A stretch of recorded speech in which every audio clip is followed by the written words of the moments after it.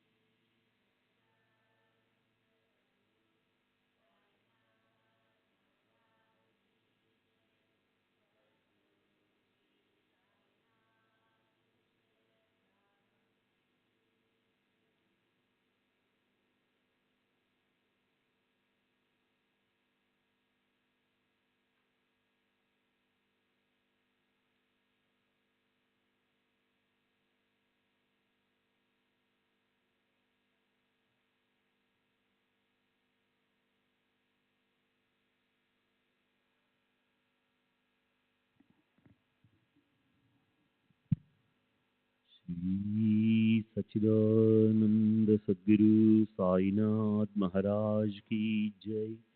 सद्गुरु श्री साईनाथ शरद बाबू जी की जय। శ్రీ సాయి భక్త అనుభవ సంహిత ఎస్బి నాచ్నే నిన్నటి తర్వాయి. అదే సంవత్సరం అంటే 1913లో నేను షిరిడీలో ఉండగా బాబా ఒకరోజు మనం పిచ్చి వాళ్ళను నమ్మకూడదు అన్నారు. ఇది అందరినీ ఉద్దేశించి చెప్పినదే కానీ నాకు ప్రత్యేకంగా చెప్పినది కాదని అనుకున్నాను. కానీ అది సాధారణ హితవాక్యం కాదని నాకు ప్రత్యేకంగా చేసిన హెచ్చరిక అని 1914లో జరిగిన ఒక సంఘటన ద్వారా తెలిసింది. నేనప్పుడు దహనలో కోశాధికారిగా పనిచేస్తూ ఉండేవాడిని. రామకృష్ణ బల్వంత్ పాన్సే అనే వ్యక్తి అక్కడ ఉండేవాడు. అతనికి మతిస్థిమితం లేదు. ఎవరికి ఏ హాని తలపెట్టనందున అతనిని ఎవరూ పట్టించుకునేవారు కాదు.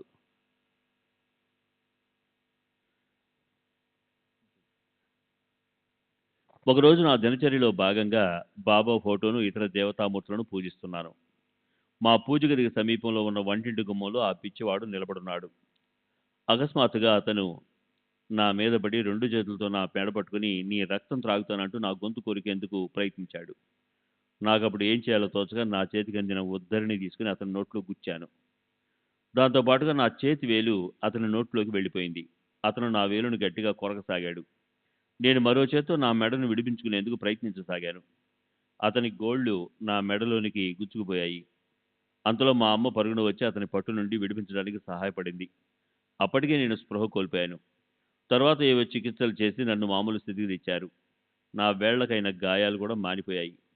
ఆ తరువాత నేను షిరిడి వెళ్ళినప్పుడు అక్కడున్న అన్నా చించినీకరణ భక్తునికి బాబా నన్ను చూపించి, అన్నా, నేను ఒక్క క్షణం ఆలస్యం చేసినా ఇతను చనిపోయి ఉండేవాడు. ఆ పిచ్చివాడు ఇతని గొంతు నులివేసి ఉండేవాడు. అతని బారి నుండి నేను విడిపించాను.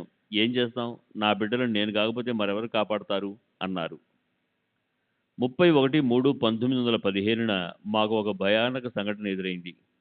నేను, శాంతారాం మోరేశ్వర్ ఫాన్సే మరికొందరం ఎడ్ల బండిలో ఒక దట్టమైన అడవి గుండా రాత్రివేళ ప్రయాణిస్తూ రాన్షెట్ కనుమ వద్దకు వచ్చాము. ఆ ప్రదేశంలో పెద్ద పులుల బెడద ఎక్కువని చెప్తారు.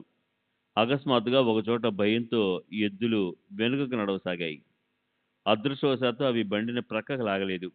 ఆ ఇరుకు దారిలో బండి ఏమాత్రం ప్రక్కకు జరిగినా అక్కడున్న అగాధమైన లోయలో పడి ఎడ్ల బండితో సహా మేమందరము నామరూపాలు లేకుండా పోయేవాళ్ళం. అంతలో శాంతారాం ఎదురుగా పొంచి ఉన్న ప్రమాదాన్ని చూపించాడు. మా బండి కాస్త దూరంలో ఒక పెద్ద పులి పడుకుని మా వైపే చూస్తూ ఉంది. చీకట్లో దాని కళ్ళు మిలమిలా మెరుస్తున్నాయి. బండి లోయలో పడిపోకుండా, చక్రాలు వెనక్కి వెళ్లకుండా అడ్డంగా పెద్ద రాయి గాని కర్ర గాని పెట్టేందుకని శాంతారాం ఫాన్సే కిందికి దిగదలిచి నన్ను బండి పగ్గాలు పట్టుకోమన్నాడు.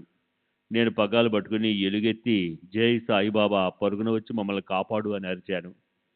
మిగిలిన వారు కూడా పెద్దగా అరిచారు. దాంతో పులి భయపడి మా బండి ప్రక్క నుండి వెళ్ళిపోయింది. బాబాపై నాకున్న నమ్మకమే నాకు ధైర్యాన్నిచ్చి ఆ సమయంలో బాబాను ఎలుగెత్తి పిలిచేలా చేసి ఆ ప్రమాదం నుండి బయటపడేసింది. పై సంఘటన జరిగిన తర్వాత అదే సంవత్సరం అంటే 1915లో షిరిడి బయలుదేరాను. స్టేషన్లో విఎస్ సామంత్ అనే భక్తుడు ఒక టెంకాయ 2 అణాలు ఇచ్చి ఆ 2 అణాలతో కలకండుకుని వాటిని బాబాకు సమర్పించమని కోరాడు. నేను షిరిడి చేరి బాబాను దర్శించి టెంకాయ సమర్పించాను. కానీ సామంత్ ఇచ్చిన 2 అణాల విషయం పూర్తిగా మర్చిపోయాను. నేను ఇంటికి వెళ్ళడానికి బాబా అనుమతి కోరినప్పుడు, అలాగే చేతుల మీదుగా వెళ్ళు, కానీ ఈ పేద బ్రాహ్మణుడి 2 అణాలు నీ దగ్గర ఎందుకు పెట్టుకున్నావు? మాదే గరీబ్ బ్రాహ్మణాచే దోన్ అనే కాటేవితోస్ అని బాబా అడిగారు. బాబా అన్న మాటతో నాకు ఆ సంగతి గుర్తుకొచ్చి సామంత్ ఇచ్చిన 2 అణాలు సమర్పించారు. నేను తిరిగి అనుమతి కొరకు ప్రార్థించినప్పుడు, ఇప్పుడు నీవు వెళ్ళవచ్చు. ఏదైనా పని చేస్తానని ఎవరి దగ్గరైనా ఒప్పుకుంటే దానిని బాధ్యతాయుతంగా నిర్వహించు, లేదా ఒప్పుకోకు అని నవ్వుతూ హితవు పలికారు.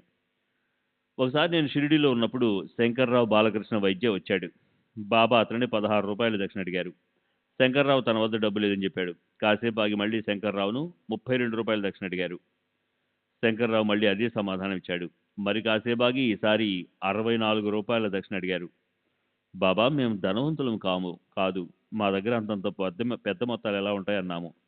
అయితే వసూలు చేసేవండి అన్నారు బాబా. ఈ మాటలు బాబా త్రికాలజ్ఞతకు అద్దం పడతాయని మాకు తరువాత తెలిసింది. ఎలాగంటే కొన్ని రోజుల తరువాత బాబా అస్వస్థతకు గురయ్యారు. అప్పుడు నామ సప్తాహం జరిగింది. వచ్చిన వారందరికీ పెద్ద ఎత్తున అన్న సంతర్పణ జరిపేందుకు చందాలు సేకరించాల్సి వచ్చింది. దాబోల్కర్ ఆదేశానుసారం నేను, శంకర్రావు చందాలు వసూలు చేశాము. వసూలైన మొత్తం సరిగ్గా 64 రూపాయలు మాత్రమే. ఆ డబ్బు షిర్డీ పంపాము. ప్లేగు జ్వరంతో బాధపడుతున్న రావుజీ సకారాం వైద్య కుమారుడు మోరు కొరకు నేను బాబా ఊదినిచ్చాను. ఊది మహిమతో జ్వరం తగ్గింది. తలాటిగా పనిచేసే పరశురాం అప్పాజీ నాచనే ఒక దీర్ఘవ్యాధితో బాధపడేవాడు. కాస్త వైద్య పరిజ్ఞానం ఉన్న మా నాన్న మరికొందరు వైద్యులు చేసిన చికిత్సలు విఫలమయ్యాయి. కానీ బాబా పటం ముందు సాంబ్రాణి కడ్డీలు, అఖండ నేతి దీపం వెలిగించి ప్రార్థించడం ద్వారా అతని వ్యాధి నయమైంది. 1915లో నేను ఎస్పీ వైద్యుతో కలిసి బాబాను దర్శించాను. అతను బాబాకు వెండి పాదులు సమర్పించాడు. వాటిని బాబా చేతుల మీదుగా తీసుకుని పూజించుకోవాలని అతని ఉద్దేశం. కానీ బాబా వాటిని నాకు బహుకరించారు. నేను వాటిని వైద్యుకి ఇవ్వడమే సరైనది అనిపించి అతనికి ఇచ్చేశాను. మాధవరావు దేశపాండే కల్పించుకోవడంతో పాదుకలు తిరిగి నా వద్దకే వచ్చాయి. వైద్య వద్ద మరొక జత పాదుకలున్నాయి. బాబా స్వయంగా ఆ పాదుకలు అడిగి తీసుకుని వాటిని కూడా నాకే బహుకరించి వీటిని నీ వద్ద ఉంచుకుని పూజించుకున్నారు. నేను బాబా ఇవి వైద్య చేయించినవి అతనికే చెందాలి కదా అని అడిగాను. అందుకు బాబా ప్రస్తుతానికి నీవే ఉంచుకో, కావాలంటే తర్వాత అతనికి ఇవ్వచ్చు అన్నారు. నేను వాటిని కొద్ది రోజులు నా దగ్గర ఉంచుకుని తర్వాత ఒక జత పాదుకులు వైద్యకి ఇచ్చాను. శ్రీ సచిదానంద సద్గురు సాయినాథ్ మహారాజ్ की जय. सद्गुरु श्री साईनाथ निशरद बाबू जी की जय.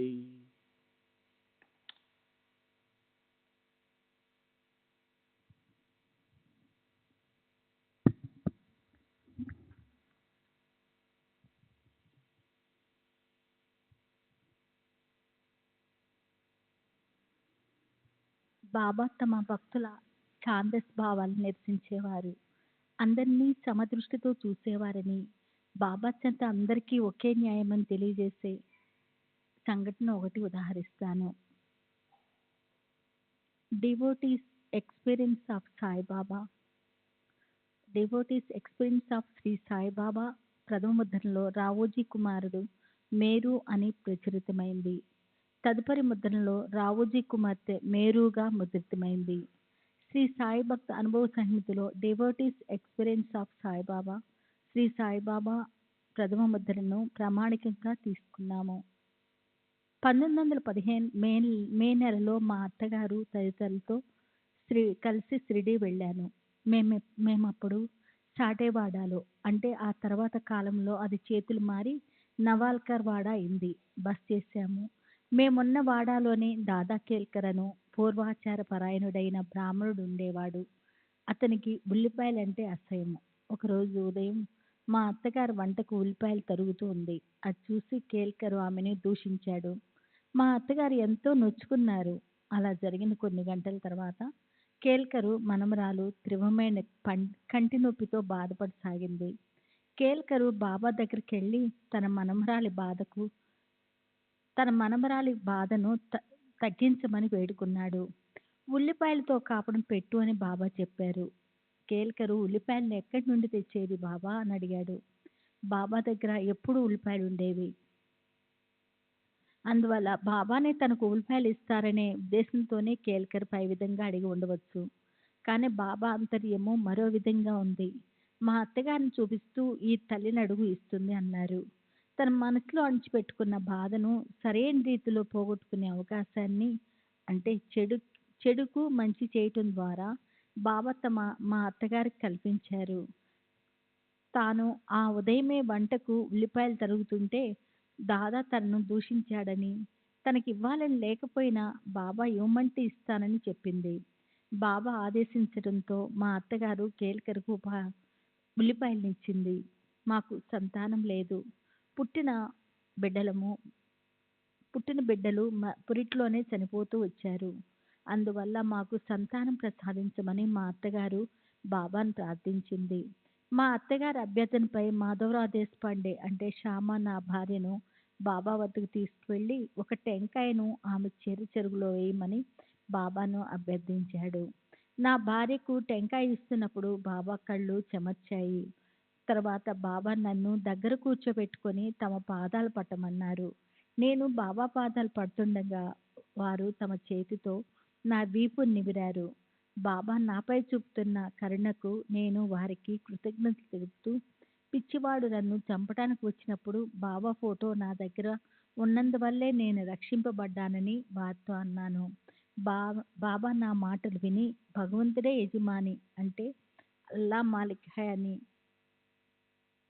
అన్నీ వారి ఆజ్ఞ ప్రకారమే జరుగుతాయి అన్నారు.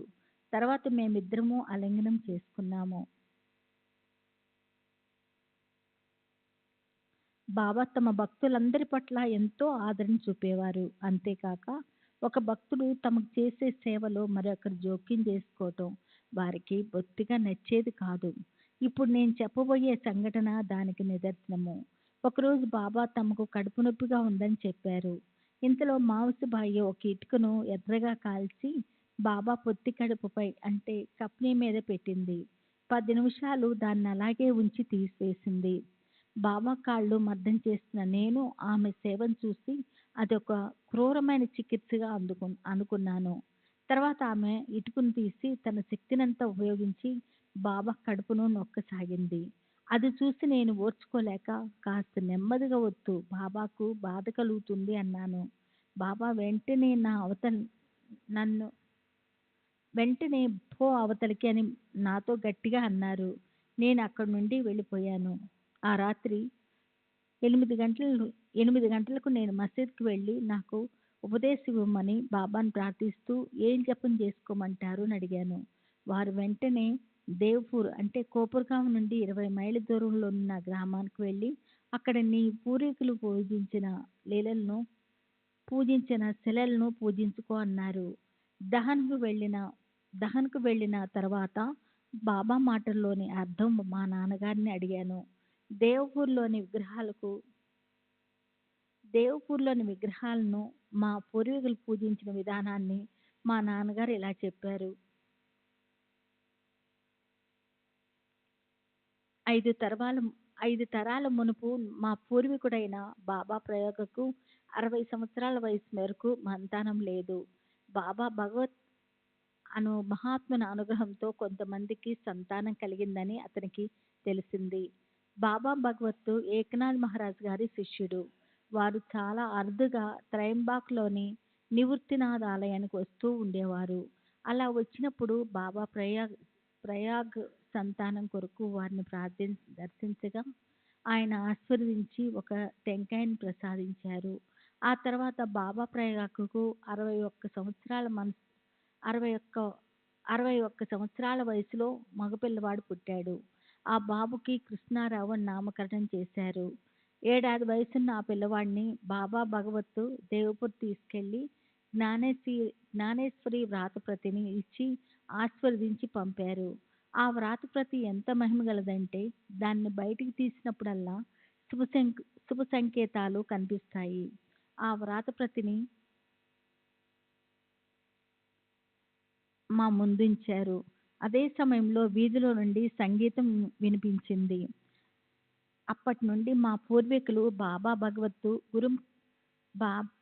భగవత్తు గురు పరంపరలోని వారిని దర్శించి వారి వద్ద ఉపదేశం పొందేవారు.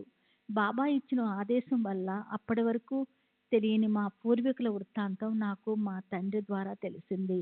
1916లో బాబా అనుగ్రహంతో నేను జలగండం నుండి రక్షింపబడ్డాను. అప్పుడు దహన్‌లో ప్లేగ్ వ్యాపించి ఉంది. నేను ఆఫీస్‌కి వెళ్లేందుకు ఒక చిన్న సముద్రపాయను దాటి వెళ్ళవలసి వచ్చేది. ఒకరోజు ఆఫీస్ నుండి ఆలస్యంగా బయలుదేరాను. అప్పుడు పాయను దాటటానికి పడవ ఏదీ లేదు. ఒక పిల్లవాడి సాయంతో దోణిలో సముద్రపాయను దాటుతున్నాను. నేను ఒకవైపు కొద్దిగా వాలినందున దోణి తలక్రిందులైంది. మేము నీటిలో పడిపోయాము. నన్ను కాపాడమని ఆర్తిగా బాబాను ప్రార్థించాను. దోణి నడిపే పిల్లవాడు గజ ఈతగాడు. చాలా చురుకైనవాడు. నేను నీటిలో మునిగిపోతున్న సమయంలో దూరంగా నిలిచి ఉన్న ఓడ నుండి నీటిపై తేలుతున్న త్రాడును నా వైపు విసిరి పట్టుకోమన్నాడు. ఆ పిల్లవాడి అరుపులు విని ఓడలోని వాళ్ళు ఒక పడవను పంపి మమ్మల్ని రక్షించారు. బాబా నా భార్యకు టెంకాయను ప్రసాదించి ఆశీర్వదించిన తర్వాత 1919లో మాకొక కుమారుడు కలిగాడు. మాకొక మగబిడ్డ పుట్టాడు. వాడు మూలా నక్షత్రంలో పుట్టాడు. మేము వాడికి కాలురాం అని పేరు పెట్టాము. వాడు 8 సంవత్సరాలు మాత్రమే జీవించాడు. కాలురాంకి 3వ సంవత్సరం అంటే 1921లో రాగానే మూలా నక్షత్ర ప్రభావం వల్ల పిల్లవాడి తల్లి, నా మొదటి భార్య చనిపోయింది. నా భార్య చనిపోతుందని తెలిసి టెంకాయ ప్రసాదించినప్పుడు బాబా కన్నీరు కార్చారని మాకు అర్థమైంది. కానీ ప్రజ్ఞావంతుడు యోగాంశం కలిగిన బాలునికి జన్మనిచ్చినందుకు నా భార్య వియోగ బాధ కాస్త ఉపశమించింది. కాలురాము 3 సంవత్సరాల వయసుండి రామ్ హరిరామ్ మంత్రాన్ని జపించడం మొదలుపెట్టాడు. హరివిజయంలోని విషయాలు కథలుగా చెప్పడం ప్రారంభించాడు. మా ప్రక్క ఇంట్లో హేగ్డే అనే భక్తుడు పండితుడు ఉండేవాడు. అతని ఇంట్లో ప్రతిదినము హరివిజయము పారాయణం చేయబడేది. కాలురాము ప్రజ్ఞావంతుడే కాక తన గత జన్మల స్మృతులను పూసగుచ్చినట్లు చెప్పేవాడు. కాళూరాంతో పరిచయం ఉన్న వారందరూ వాడి ప్రతిమను చూసి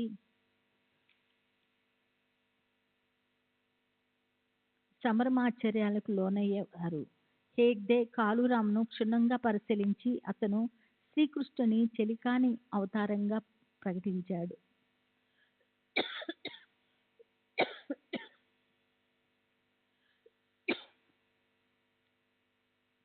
అతని భావనకు తగినట్టు కాళూరాం తాను శ్రీకృష్ణునితో కలిసి ఆడిన ఆటలు, చేసిన వెన్న దొంగతనాలు కళ్ళకు కట్టినట్లు వర్ణించేవాడు. కృష్ణుడు నన్నెప్పుడూ ఏడ్పించేవాడు.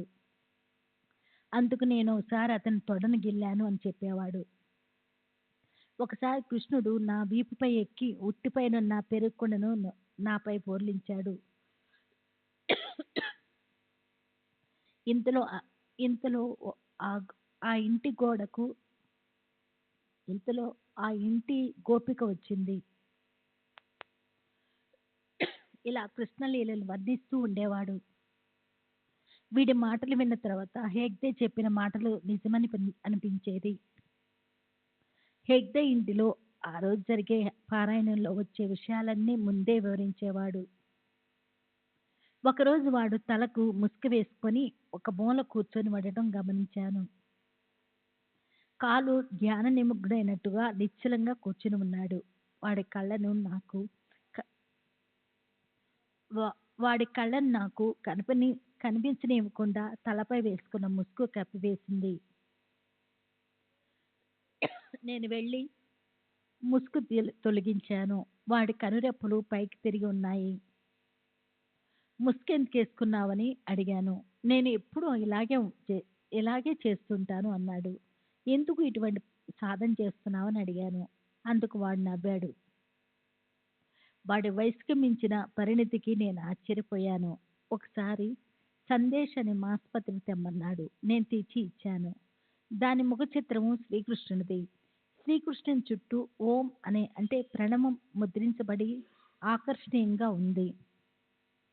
కాళూరాము దానిని కత్తిరించి గోడ ఖండించాడు. దానిలో ఒక ప్రకటన ఉంది. His masters voice. తన యజమాని స్వరం గ్రామఫోన్ రికార్డుల ప్రకటన అది. ఆ ప్రకటనలో గ్రామఫోన్ ముందు కూర్చొని ఉన్న కుక్క బొమ్మ ముద్రించబడి ఉంది. అప్పుడు మా ఇద్దరి మధ్య సంభాషణ ఇలా జరిగింది. శ్రీ సచిదానంద సద్గురు సాయినాథ్ మహారాజ్ కీ జై. సద్గురు శ్రీ సాయినాథ్ శరత్ బాబూజీ కీ జై.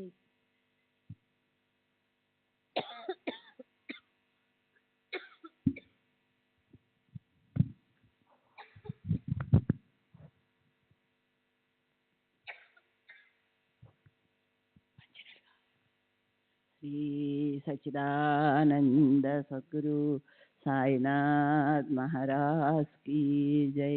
సద్గురు శ్రీ సాయినాథుని శరత్ బాబూజీ కీ జై. కాళూరాం. ఇదేమిటి? నేను గ్రామ్ఫోన్ రికార్డుల వారిచ్చిన ప్రకటన.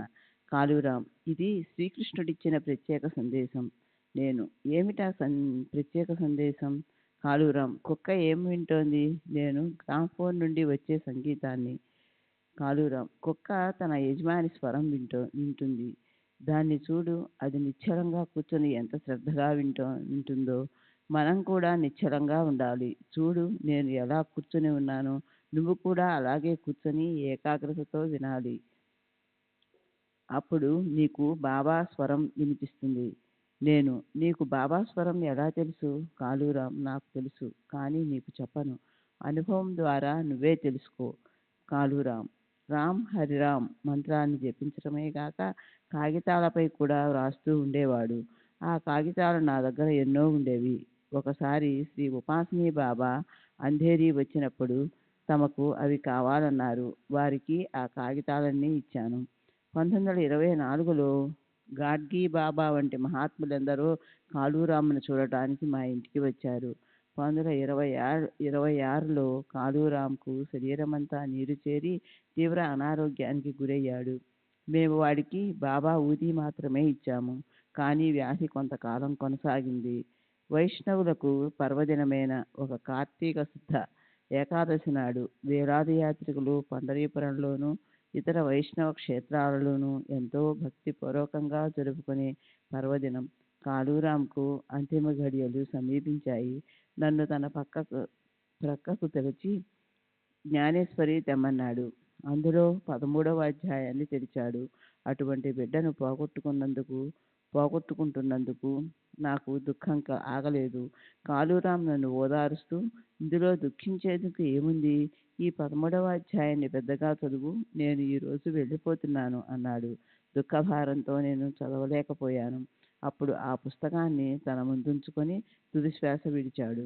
అట్లా పసితనంలోనే చనిపోవడం ఎంతో విచారకరమైనప్పటికీ కాళూరాం ఉత్తమ జీవితానికి కార్తీక ఏకాదశి నాడు యుక్తమైన ముగింపు లభించింది. ఆ విషయం బాబాకు ముందే తెలుసు కాబట్టి 1918లో మాకు టెంకాయ ప్రసాదిస్తూ కన్నీరు కార్చారంటే అందులో ఆశ్చర్యమేముంది? బాబా అనుగ్రహం వల్ల నా వంశం నిలబడింది. 1922లో అంటే కాళూరాం తల్లి చనిపోయిన మరుసటి సంవత్సరం నా తల్లిదండ్రులు నాకు రెండవ వివాహం చేయడానికి సంబంధాలు వెతకసాగారు. 2 సంబంధాలు వచ్చాయి. ఒకటి ధనవంతులది, రెండవది పేదవారిది. మొదటి అమ్మాయికి 600 రూపాయల వరకు కట్న కానుకలు ఇవ్వడానికి సిద్ధపడ్డారు. మా నాన్న ఆ సంబంధాన్నే ఖాయం చేయదలిచాడు.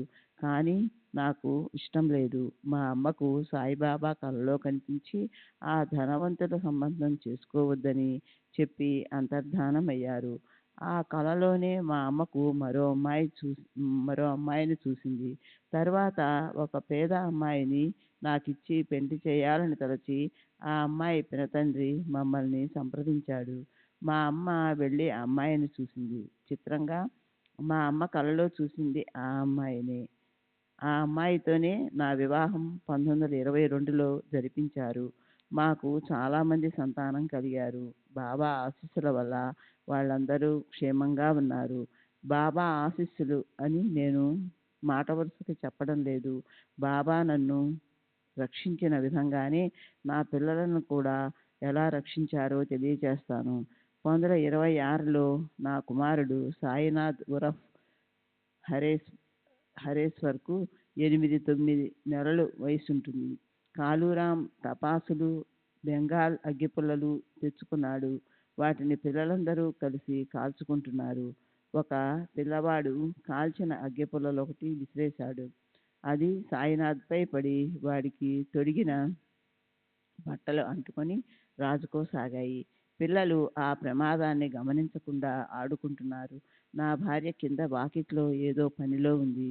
అకస్మాత్తుగా ఒక ఫకీరు ఆమె ముందు ప్రత్యక్షమై చేతితో మిద్దెను చూపిస్తూ, అక్కడ ఏం జరుగుతోందో చూడు అన్నాడు. ఆమె పరుగున మిద్దెపైకి వెళ్ళి సాయినాథ్ బట్టలు అంటుకొని ఉండటం చూసింది. వెంటనే సమయస్ఫూర్తితో మంటలు వ్యాపించకుండా బట్టలను పట్టుకొని చేతితో నలిపి మంటలను ఆర్పివేసింది. చిత్రమేమిటంటే ఒంటి మీదున్న గుడ్డలు 35 భాగం కాలిపోయినా ఒళ్ళు కాలిన ఛాయలేవీ కనిపించలేదు. సరి అయిన సమయంలో ఫకీరు వచ్చి హెచ్చరించబట్టి పిల్లవాడు రక్షించబడ్డాడు. మంటలను ఆర్పివేసిన తరువాత నా భార్య బయటకు వచ్చి చూస్తే ఫకీరు జాడే లేదు. ఈ ఫకీరు ఎవరై ఉంటారు? ప్రమాదం జరుగుతున్న విషయం ఫకీరుకు ఎలా తెలిసింది? జాగరూకతతో నా పిల్లలను గమనిస్తూ చివరి క్షణంలో తల్లిని పంపి వారిని కాపాడవలసిన అవసరం ఫకీరుకు ఏముంది? 1928లో సాయినాథ్కు 2 సంవత్సరాల వయసప్పుడు ఒక ప్రమాదం జరిగింది. ఆటలలో పరిగెత్తుతూ డాబా మెట్లపై నుండి పడిపోయాడు. క్రింద పెద్ద కుప్పగా చెత్త చేరుకొని ఉంది.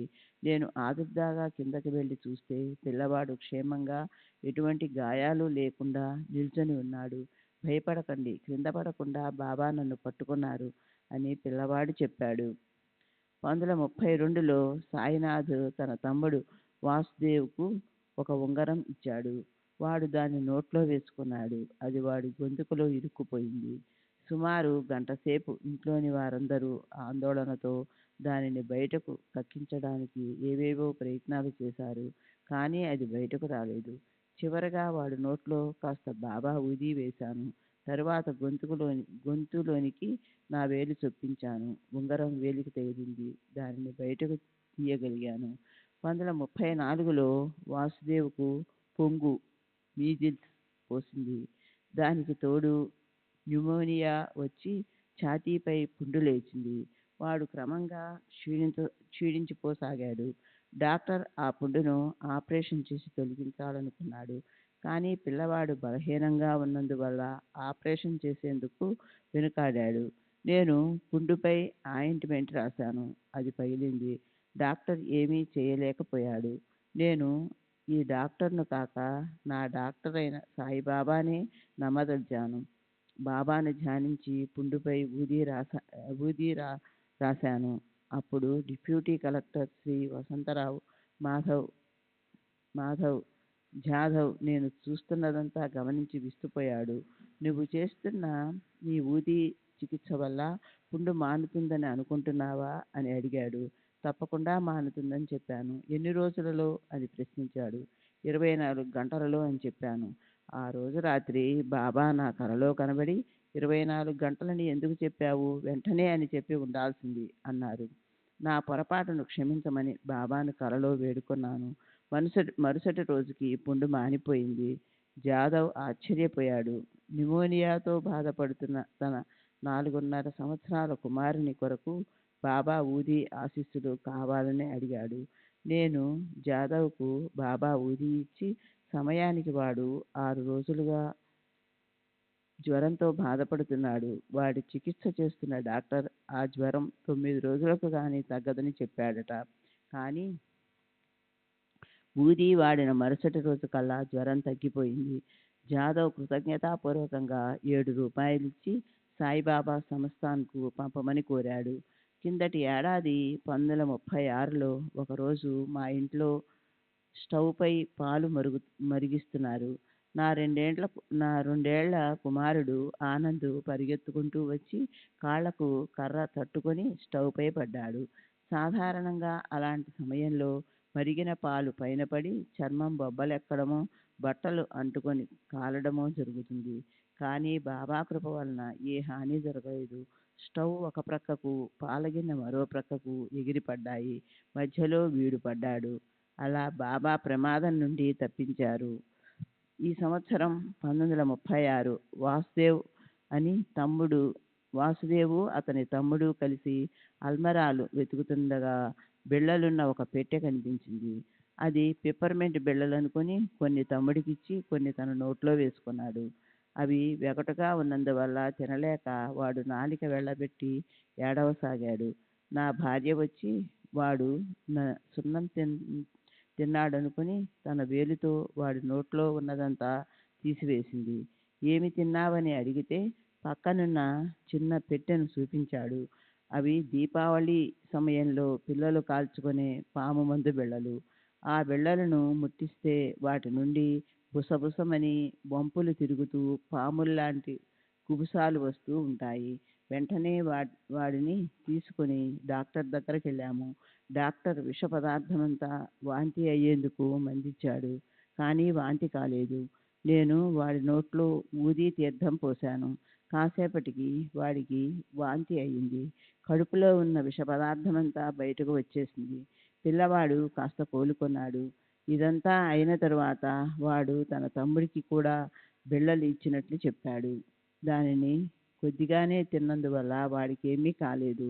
అయినప్పటికీ మేము బాబాను స్మరించి వాడికి కూడా ఊది తీర్థం ఇచ్చాము. వాడు కూడా వాంతి చేసుకున్నాడు. క్యాషియర్గా పనిచేస్తున్న ఒక అతని ఆఫీసు ఖాతాలో గత సంవత్సరం ₹3,500 లెక్క తేలలేదు. అంటే లోటు కనిపించింది. ఆ మొత్తాన్ని అతనే కాజేశాడని అతనిపై నేరం మోపబడింది. ఆపదలోనున్న ఆ క్యాషియర్ని ఒక స్నేహితుడు నా దగ్గరకు పంపాడు. క్యాషియర్ సాయిబాబాను ఒక మహమ్మదీయునిగా భావించటం వల్ల వారి పట్ల అయిష్టత ఉండేది. నేను అతనికి సాయిబాబా యొక్క మహిమలను గురించి చెప్పి అతనిని కాపాడగలవారు బాబా ఒక్కరేనని, వెంటనే షిరిడీ వెళ్ళి వారిని క్షమించమని అర్థించి సహాయం కొరకు ప్రార్థించమని చెప్పాను. నా సలహా మేరకు అతను షిరిడీ వెళ్ళాడు. బాబా ఫోటోను తెచ్చుకొని సుగుణంబేర్ నాయక్ సహాయంతో దానిని బాబా సమాధిపై పెట్టి ఆర్తిగా ప్రార్థించాడు. తరువాత ఆ ఫోటోను తీసుకొని షిరిడీ నుండి తిరిగి వచ్చాడు. అప్పటి నుండి అతని పరిస్థితులు మెరుగుపడసాగాయి. ఆఫీసు ఖాతాలో తగ్గిన 3,500 రూపాయలు జమ కట్టడానికి అతనికి 8 రోజులు గడువు ఇచ్చారు.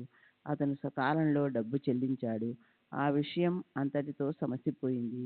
అతడు అనుకున్నట్లు అతనిని విచారించడం కానీ ఉద్యోగం నుండి తొలగించడం కానీ జరగలేదు. వీసీ చట్నీస్ అనే అతనికి కూడా బాబా నుండి ఇదే విధమైన సహాయం అందింది. చట్నీస్ తనను ఉద్యోగం నుండి తొలగించిన తరువాత నా దగ్గరకు వచ్చాడు.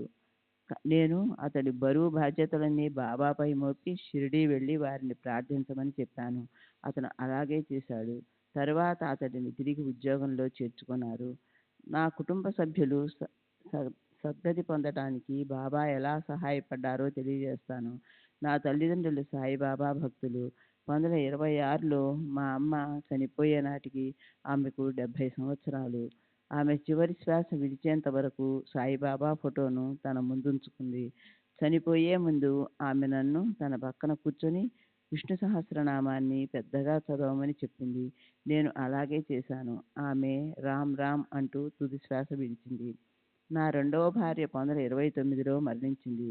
ఆమె సద్గతి పొందడానికి నేను చేయగలిగినదంతా చేయదలచి బాబా ఆమె చితాభస్మాన్ని హస్తికలను నాసిక్లోని గోదావరిలో కలిపి తగిన విధంగా శ్రాద్ధకర్మలు జరపదలిచాను. కానీ కొన్ని సమస్యలు చుట్టుముట్టాయి. మా నాన్నగారికి సుస్థి చేసింది. భార్య పోయిన దుఃఖంతో పాటు తదుపరి కార్యక్రమాల ఏర్పాట్లు, అందుకు కావలసిన డబ్బు సమకూర్చుకోవడం వంటి భారాలు నాపై పడటంతో నాకు ఏం చేయాలో తోచలేదు. ఎలాగో 80 రూపాయలు జేబులో వేసుకొని నా 3 సంవత్సరాల చిన్న బిడ్డను ఇంట్లో వదిలి నాసిక్కు రైలులో బయలుదేరాను. విక్టోరియా స్టేషన్లో నా తోటి ప్రయాణికుడు కలిశాడు. అతను నా కోసం ఎంతో శ్రమ తీసుకొని నా ప్రయాణం మొదలైనప్పటి నుండి నాకెంతో సహాయపడ్డాడు. అతను మీరెక్కడికి వెళ్తున్నారు? నేను నాసిక్. అతను మీరెందుకు కంబళి తీసుకువెళ్ళడం లేదు? అక్కడ రాత్రిళ్ళు చలి అధికంగా ఉంటుంది. నేను అంత అవసరం అనిపించలేదు. అయినా ఇవన్నీ పట్టించుకునే స్థితిలో నేను లేను.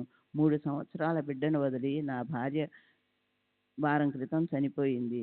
అతను నన్ను కాసేపు నిరీక్షించమని చెప్పి ఒక స్నేహితుని పిలిచి ఒక దుప్పటి రగ్గు తెప్పించి నాకు ఇచ్చాడు. నేను ఇవన్నీ అంత త్వరగా ఎలా తెప్పించగలిగారు? అతను మేము నివాసం ఉండేది ఇక్కడికి దగ్గరలోనున్న బొంబాయి ఆర్ట్స్ స్కూల్లో. ఈ చుట్ట కాల్చండి అంటూ ఒక చుట్టనిచ్చాడు. నేను చుట్టం తీసుకొని మీ పేరేమిటి, మీరేం చేస్తుంటారో తెలుసుకోవచ్చా? అతను నా పేరు గణపతి శంకర్. నేను ఆ పాఠశాలలో ప్యూన్గా పనిచేస్తుంటాను. మీరిక దేనికి ఆందోళన చెందకుండా పడుకోండి. నేను కూడా నాసిక్ వెళుతున్నాను. స్టేషన్ రాగానే మిమ్మల్ని లేపుతాను. మీరు నాసిక్కు ఎందుకు వెళుతున్నారు? అతను ఊరికే చూడడానికి మా సాహెబ్ సిమ్లాకు వెళ్ళాడు. అందువల్ల నేను నాసిక్ వెళ్ళడానికి అవకాశం దొరికింది.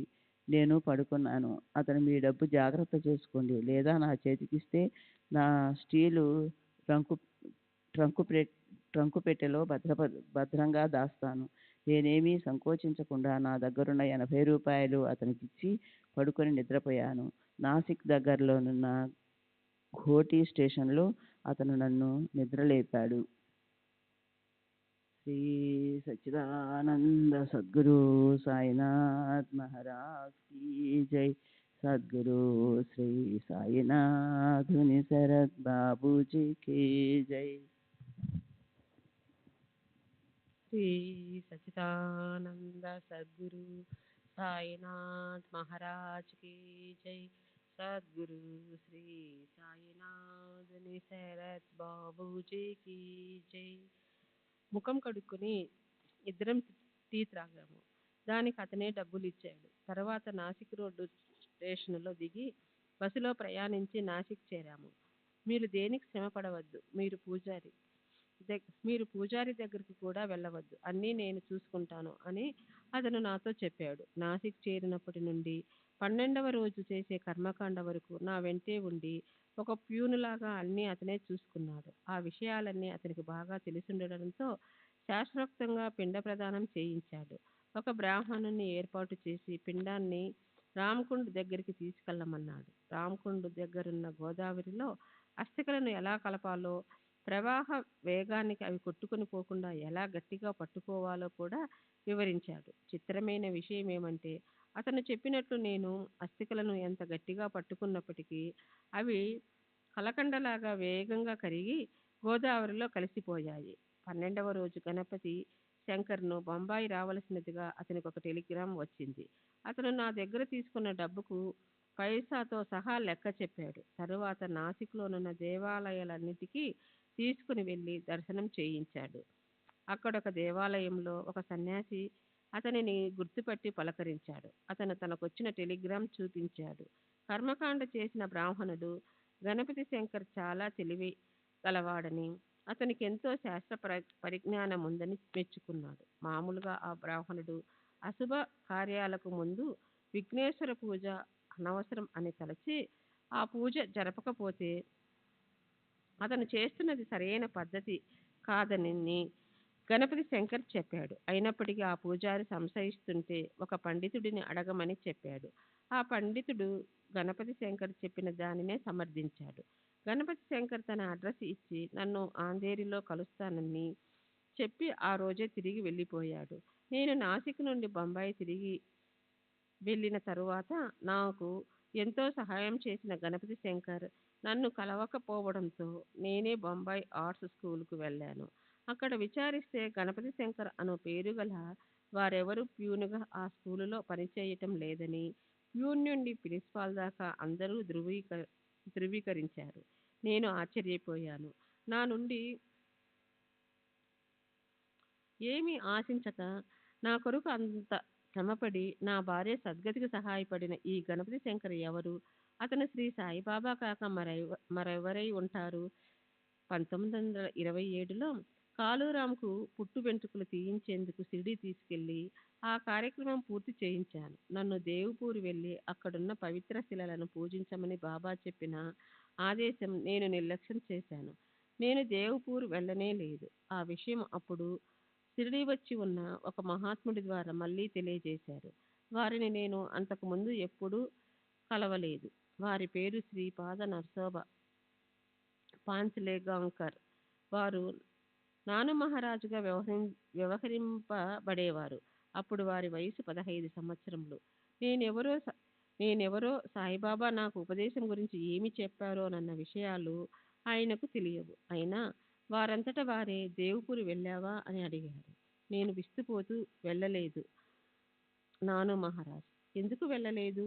నేను దేవుపూరులోని మా గురు పరంపరలో నేను గురువుగా స్వీకరించి ఉపదేశం పొందేందుకు వయసులో నాకన్నా పెద్దవారు ఎవరూ లేరు నాను మహారాజ్. అయితే ఏమైంది? నా గురువు నాకన్నా చిన్నవారు. వారి పేరు దోయిపోండే. నీ గురువు పేరు భగవత్. నాను మహారాజ్ తమ గురువును నాకు చూపిస్తానని మాట ఇచ్చారు. నాను మహారాజ్ గుర్తుకు తెచ్చిన బాబా ఆదేశాన్ని నెరవేర్చడానికి దేవుపూరి వెళ్ళి ఉపదేశం పొందాను. మరుసటి సంవత్సరం నాను మహారాజ్ బొంబాయి వస్తున్నట్లు నాకు సమాచారం అందింది. వారిని దర్శించేందుకు నేను విక్టోరియా స్టేషన్కు వెళ్ళాను. రైలు వచ్చి ఆగింది. నాను మహారాజ్ ఒక బోగిలో ఉన్నారు. వారిని చూడడానికి వచ్చిన జనం మధ్యలోనున్న నన్ను పిలిచి వారి గురువును చూపించారు. వారు 8 సంవత్సరాల బాలుడైన శ్రీపాద రామకృష్ణ దోయిపోడే. శ్రీ దోయిపోడే ప్రస్తుతం గుంటూరులో అప్పటి మద్రాసు రాష్ట్రం మెట్రికులేషన్ విద్య అభ్యసిస్తున్నారు.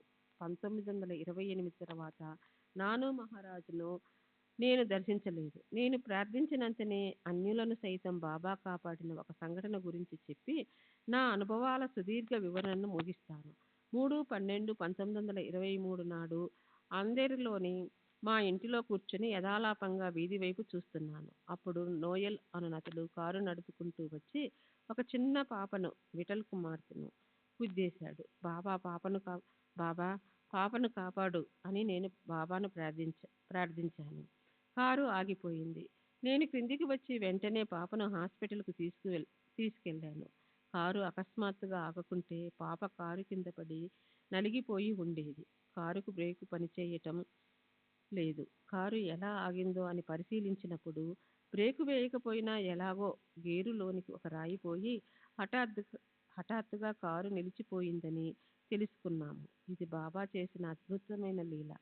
పాపను పరిశీలించిన సబ్ అసిస్టెంట్ సర్జన్ పాపకు ప్రమాదకరమైన దెబ్బలు తగిలాయని, బ్రతకడం కష్టమని చెప్పారు. నేను బాబా కాపాడుతారని చెప్పాను. పాప 15 రోజులు హాస్పిటల్లో ఉండి కోలుకుంది. కానీ మాట పడిపోయింది. అలా 9 నెలలు గడిచాయి. ఒకరోజు దాసగన్ మహారాజు ఆంధేరికి వచ్చినప్పుడు ఆయనకు పాప విషయం చెప్పాను. మహారాజు పాపకు మరలా బాబా ఊది ఇవ్వమని సలహా ఇచ్చాడు. నేను ఆ పాప నోట్లో ఊది వేశాను. వెంటనే పాప మాట్లాడసాగింది. ఇది బాబా చేసిన అద్భుతమైన లీల. ఆ పాప ఇప్పటికీ జీవించి ఉంది. చక్కగా మాట్లాడుతుంది.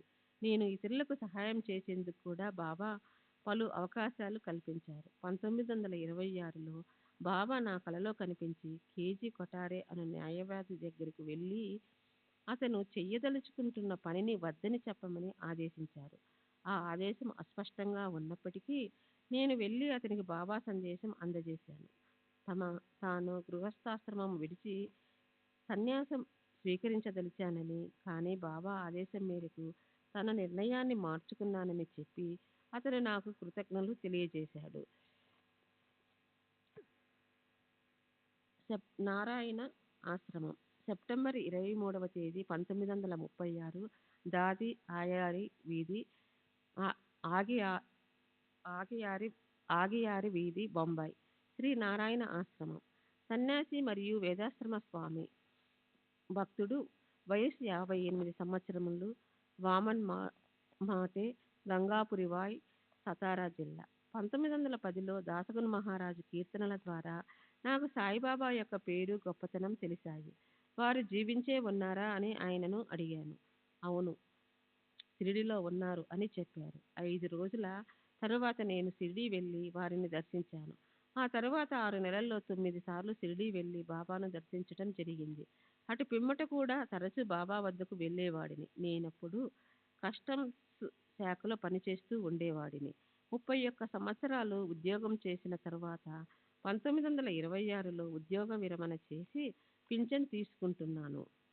1927 నుండి 1930 వరకు నర్మదా ప్రదక్షిణలో గడిపాను.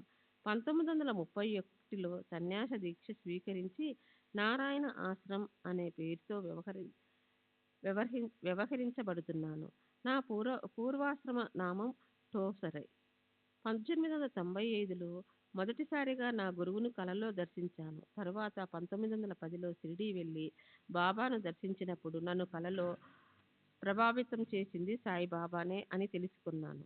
నర్మదా నదీ తీరాన నాందోడ్, గుజరాత్ సమీపంలో ఉన్న గరుడేశ్వర్లోని శ్రీ వాసుదేవానంద సరస్వతికి బాబాతో అనుబంధం ఉండేది.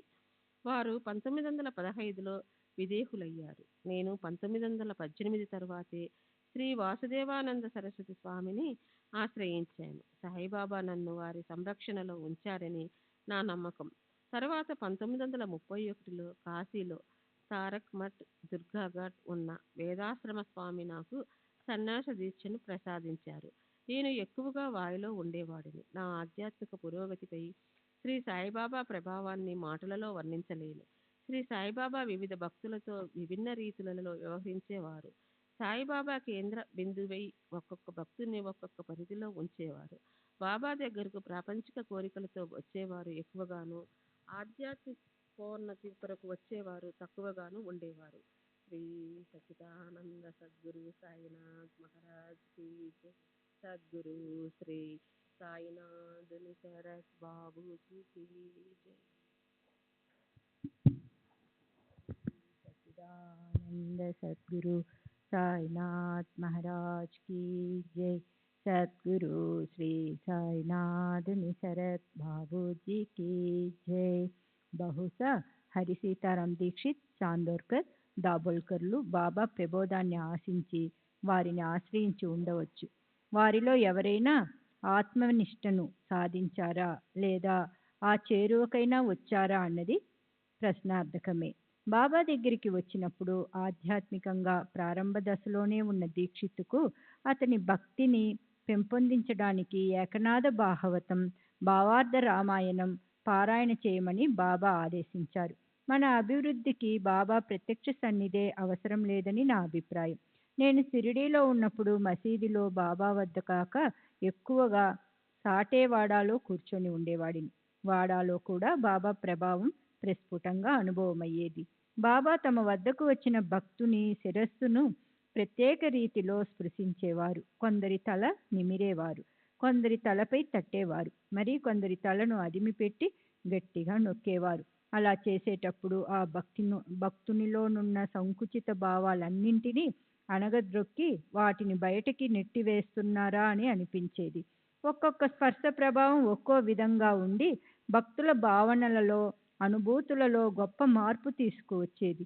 ఇది బాబాకే సొంతమైన విలక్షణ పద్ధతి. అంతేగాక వారు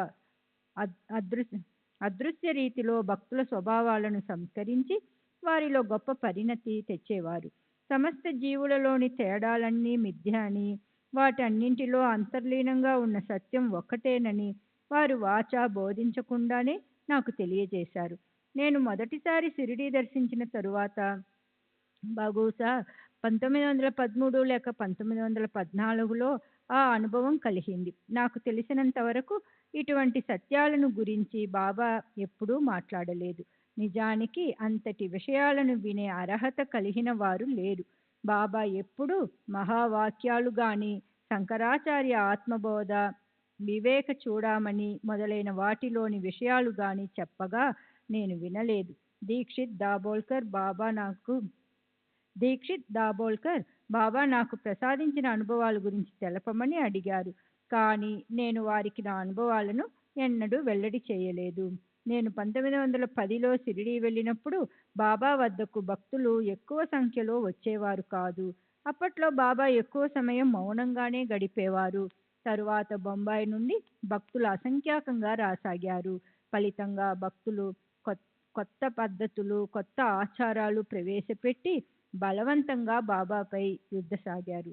భక్తులు వారి వారి అభిరుచులకు అనుగుణంగా ప్రవేశపెట్టిన ఈ వైభవాలు, అలంకారాల వలన స్వయం ప్రకాశమైన బాబా మహత్యం మరుగున పడింది.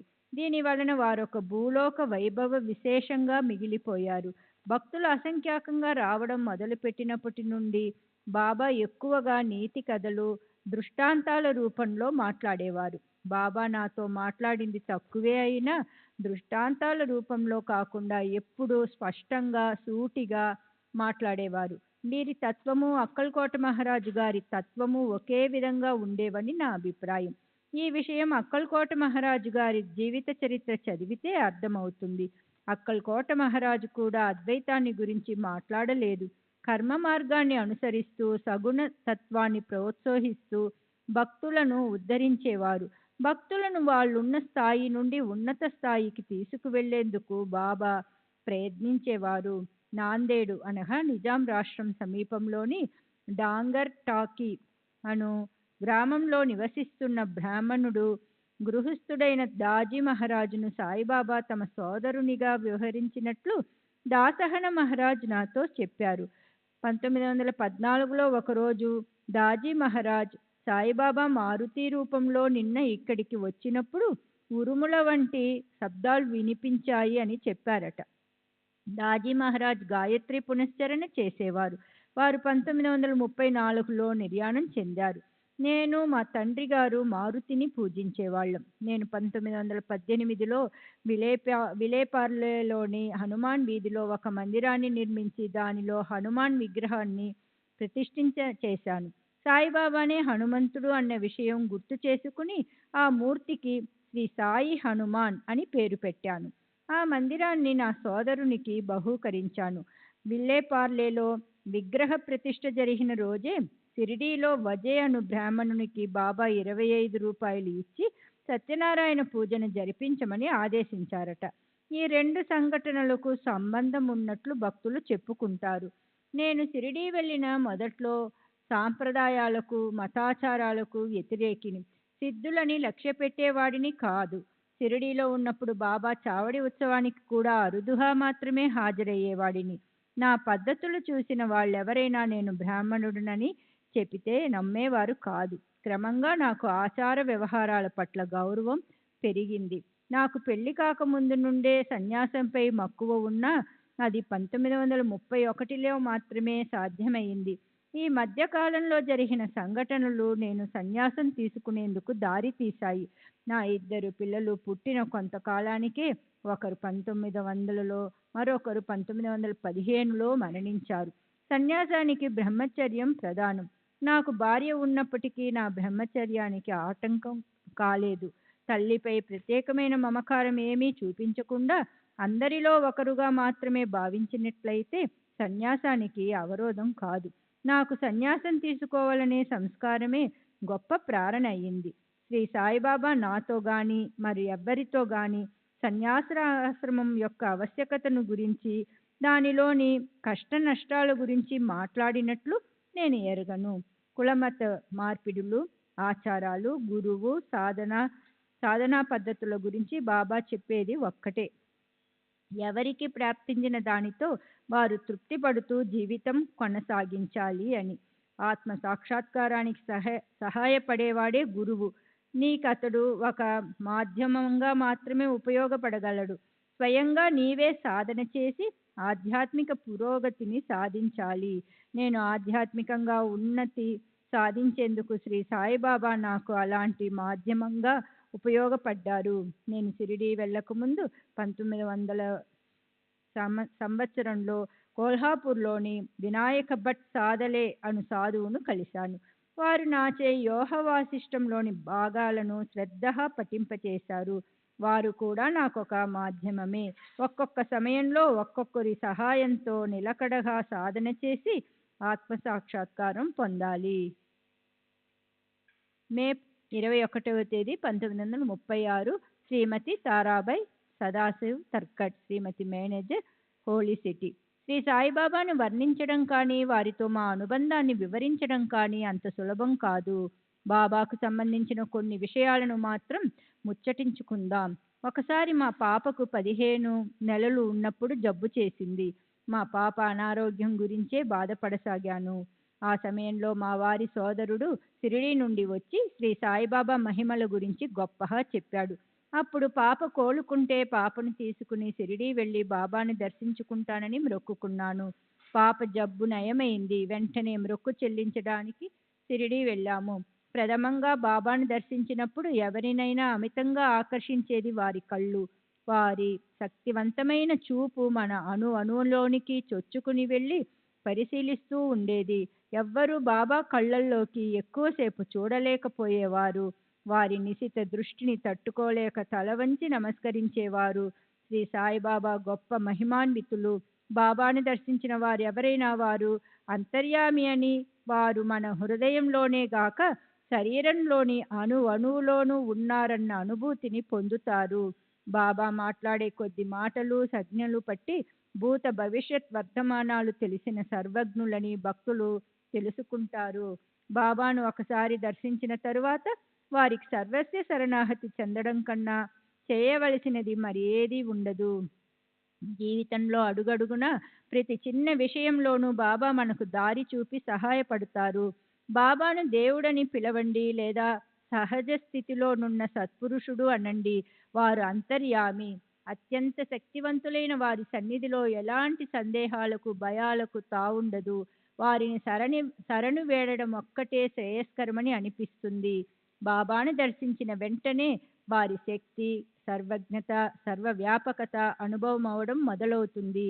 సర్వకాల సర్వ అవస్థల యందు వారి కృపాదృష్టి మనపై ఉంటుందని, మనకు ఏ ఆపద వాటిల్లదనే నమ్మకం ఏర్పడుతుంది. నేను షిరిడీ వెళ్ళిన మొదటి రోజులలో బాబా అంతర్యామిత్వానికి సంబంధించిన నాకు కలిగిన లేదా నేను తెలుసుకున్న అనుభవాలను వివరిస్తాను.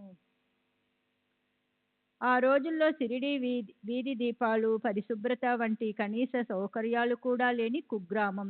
తరువాత కాలంలో అభివృద్ధి చెందింది. కానీ అప్పట్లో వీధి దీపాలు లేనందువల్ల సిరిడి వీధులన్నీ చీకటిగా ఉండేవి. ఒక రాత్రి నేను వీధిలో నడుస్తూ అకస్మాత్తుగా ఒక చోట ఆగిపోయాను. నేను ఏదైనా శబ్దం వినో, దేన్నైనా చూడడం వలనో ఆగిపోలేదు. నాకు ఎందుకో ఆగిపోవాలి అనిపించింది. ఆగిపోయాను. అలాగే కొద్ది సమయం గడిచింది. ఎవరో దీపం తెచ్చారు.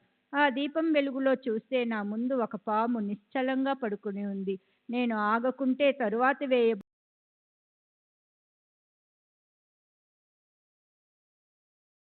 తెలిసే అవకాశమే లేదు.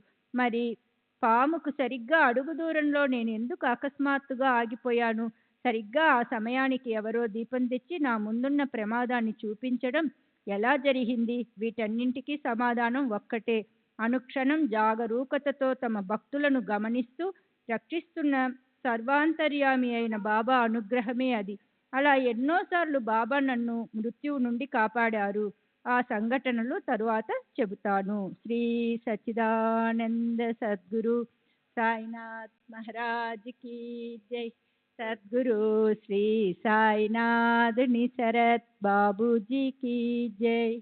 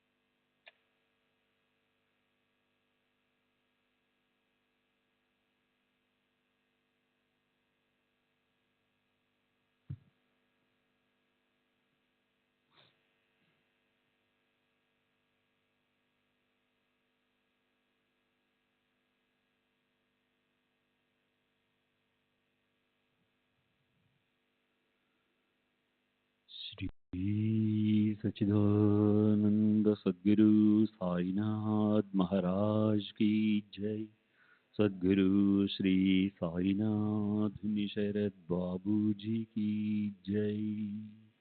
साई रहम नजर करना, बच्चों का पालन करना. साई रहम नजर करना, बच्चों का पालन करना. जाना तुमने जगत पसार, सब ही झूठ जमाना. जाना तुमने जगत पसार, सब ही झूठ जमाना. साई रहम नजर करना, बच्चों का पालन करना. साई रहम नजर करना, बच्चों का पालन करना. मैं अंधा हूँ बंदा आपका, मुझसे पथ दिखलाना.